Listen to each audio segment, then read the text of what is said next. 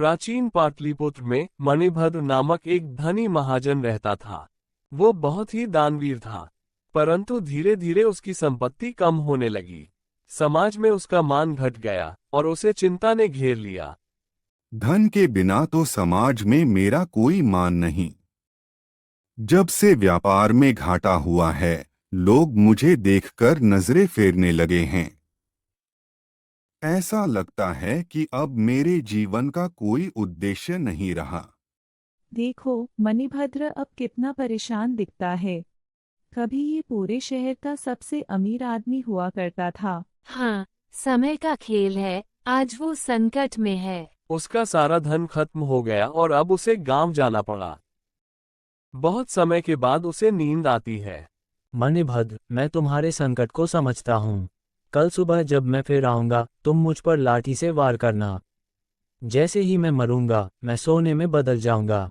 तुम्हारा हर कष्ट समाप्त हो जाएगा। क्या यह सपना सच हो सकता है?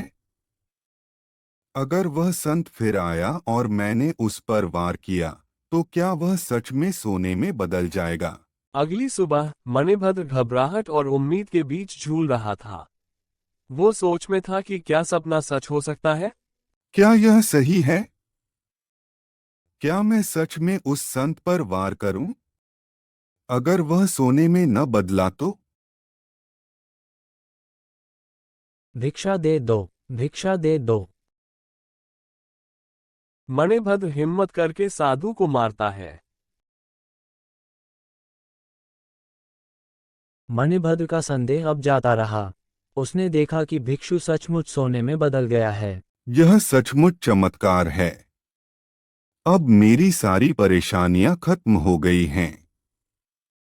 मणिभद्र ने सोने में परिवर्तित भिक्षु को घर में छिपा देता है। तभी पास में रहने वाले एक आदमी वह आता है। महाजन जी, क्या हो रहा है? आपके घर से कुछ आवाजें आ रही थीं। कुछ नहीं, कुछ नहीं। तुम क्यों पूछ रहे हो? आपकी चालाकी मुझसे छिप नहीं सकती। मुझे पता है कि कुछ बड़ा हुआ है। अगर आप मुझे भी हिस्सा देंगे तो मैं किसी से कुछ नहीं कहूंगा। दोनों घर के अंदर बैठकर सारी बातें करते हैं। आपको सोना मिला है ना? मुझे भी थोड़ी मदद मिल जाए। सुन, अगर तुम किसी से कुछ कहोगे तो मैं तुम्हें सजा दिलवा दूंगा, लेकिन अगर तुम चुप रहोगे तो मैं तुम्हें हिस्सा दूंगा। लालच का बीज नाई के मन में अंकुरित हो चुका था। अगर मणिभद्र एक भिखारी को मारकर इतना सोना पा सकता है, तो मैं क्यों नहीं? आज मैं कुछ भिक्षुओं को बुलाऊंगा और जैसे ही वे मेरे घर आएंगे, मैं उन्हें मारकर सोने में बदल दूंगा। महात्मा जी, आज आप सब मेरे घर पधारे। मेरे यहाँ आपके लिए विशेष भिक्षा है। भिक्षा का निमंत्रण पाकर बहुत अच्छा लगा। भाई बड़ा दयालु है। आप सबकी सेवा करना मेरा सौभाग्य है। अरे, ये तुम क्या कर रहे हो? हमें मारने की कोशिश क्यों कर रहे हो?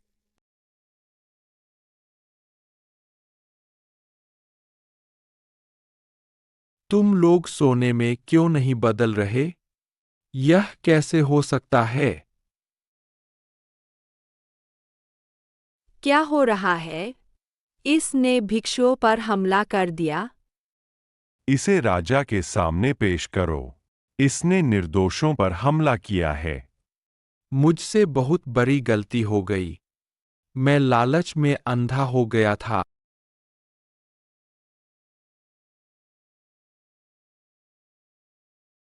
उसने क्या अपराध किया है?